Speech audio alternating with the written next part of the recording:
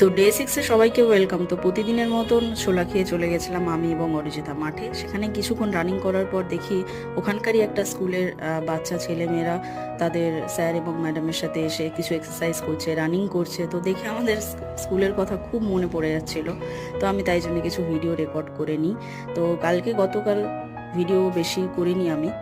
তো এদেরকে দেখে আমাদের খুব স্কুলের কথা মনে পড়ে যাচ্ছিল, কারণ আমরাও মর্নিং স্কুলে আমরা ভীষণই দৌড়াদৌড়ি করেছি। আমি তো স্পেশালি, কারণ আমি রানিংয়ে খুব ভালো ছিলাম ছোটোবেলায়।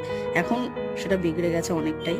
তো সেই রানিংটাকে আবার আনার জন্যে এই চ্যালেঞ্জগুলো নিচ্ছি আমি। তো আশা করি আগেকার মতন আবার দৌড়াতে পারবো ভালোভাবে।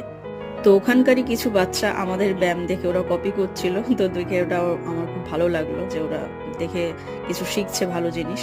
তো ওরা বেস্ট এখন টাইমটা এনজয় করছে। তারপর আমরা বাড়ি চলে এলাম এবং গতকাল শ্যাডোর জন্য একটা বেল্ট কিনেছিলাম।